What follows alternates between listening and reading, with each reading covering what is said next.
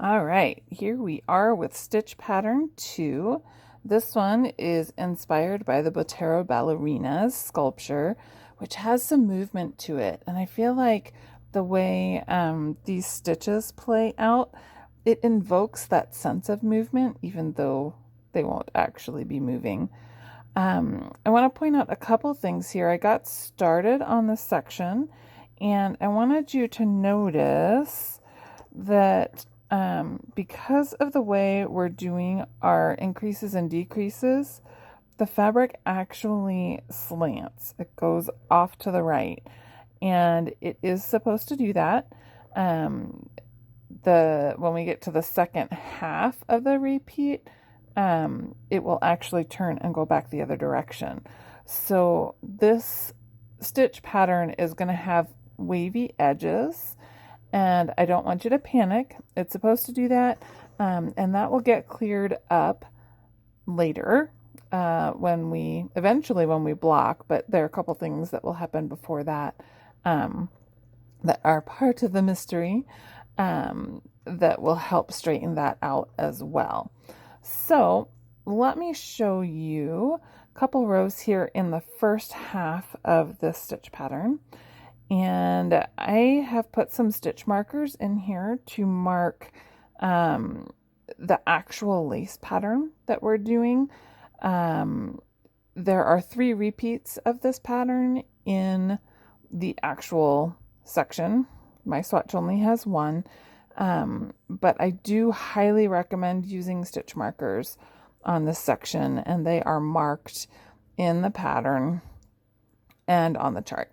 All right, so I knitted my edge stitches and I slipped the first stitch marker, and now I am going to knit across here.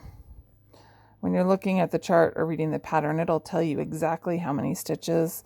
I just know I'm knitting across to my last yarn over that I did on the last row, and so I'm going to knit that, and now I'm going to do a yarn over, and I'm going to knit to 2 stitches before the next marker. And now I'm going to knit 2 together.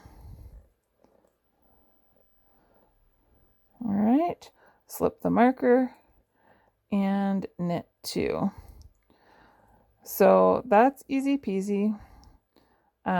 Just pay attention to where you're supposed to put your yarn over and your knit 2 together. On the reverse side, this is not just an easy purl back. We are making some yarn overs on the back side and some decreases on the back side as well. So make sure that you're paying attention to that. So here, where we had previously done a knit 2 together on the front, we're going to do a purl 2 together on the back. And I'm going to purl. Here's my yarn over. Instead of purling my yarn over, I'm going to actually make my yarn over first and then purl across to the stitch marker. You start to kind of get a feel for how things go on the front and back, right and wrong sides. But the chart's there and the written directions are there, and I always recommend you take a look at them. There shouldn't be any anomalies. I would tell you if there were, but in this case, there are not. It follows the logical pattern. All right, so let me do another right side row, and then we'll actually be at the switching point where we're gonna take our yarn overs and move back the other direction. All right, so I am going to knit across and knit the yarn over from the previous row. Whoops. All right, teachable moment. I just dropped a stitch off my needle, and this was not the yarn over from the previous row, but the yarn over from the previous row. So you can see I got my needle in that real quick, and I'm just gonna scoop up the yarn that slipped out of there, and it's ready to knit again. All right, so I'm going to drop it on purpose this time and not on accident. All right, so see, that's coming apart. I tend to drop yarn overs and knitted yarn overs a lot, so I'm really good at this. So catch that stitch before it unravels any further, and then I'm just going to use the tip of my needle to scoop that yarn through that stitch, and I'm going to put it back on my left hand needle, ready to go. All right, so I'm going to hold it with my finger this time so I don't drop it. I'm going to knit that, knit the yarn over. Now I'm making my yarn over for this row, and here we are already at 2 stitches before the marker. I'm going to knit those 2 together, slip the marker, and work my edge stitches.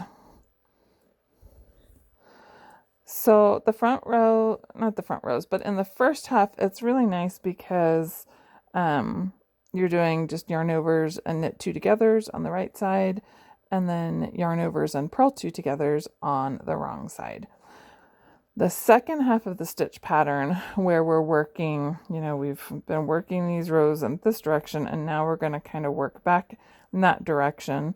And I say the work is going to go in that direction, but actually our yarn overs are going to make a diagonal, kind of like a zigzag from here. Okay, so on that side, instead of knit 2 together and purl 2 together on the right and wrong sides, we're going to slip, slip, knit, and slip, slip, purl. So let me show you how that's going to go.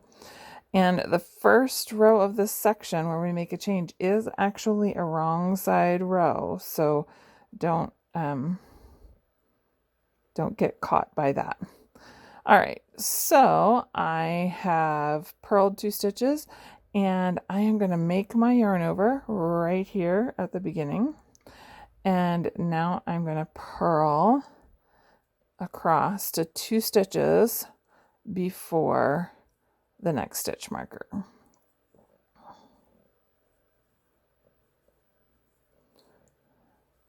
All right, so here we go.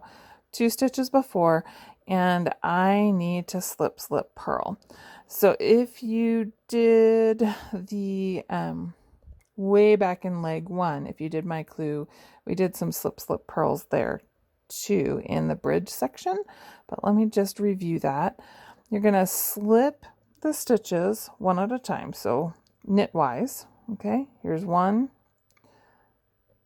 2. Now I'm going to slip them together kind of purlwise. I'm going to insert the tip of my needle under both stitches and move them back to the left hand needle. And now I'm going to essentially kind of fold my work in half, and I'm going to work the tip of my right hand needle into the back loops of both of those stitches, and I'm going to purl them together. Okay, slip the marker and work those last 2 edge stitches.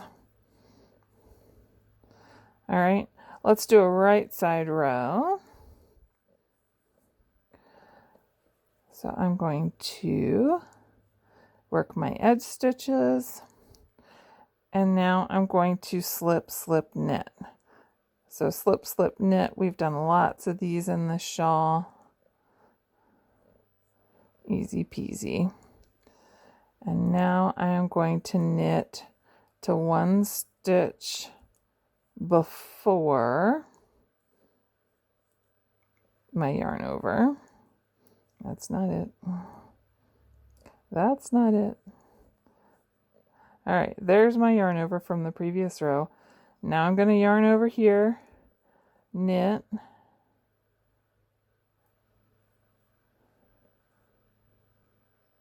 all right, slip the marker, and I'm going to work my edge stitches.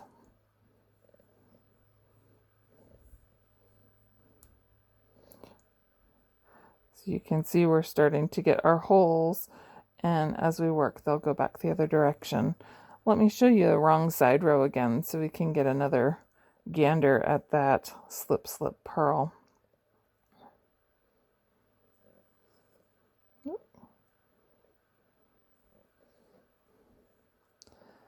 All right, working the edge stitches. I'm going to purl 2 because I'm purling my yarn over, making a new yarn over, and now I'm going to purl across to 2 stitches before the marker.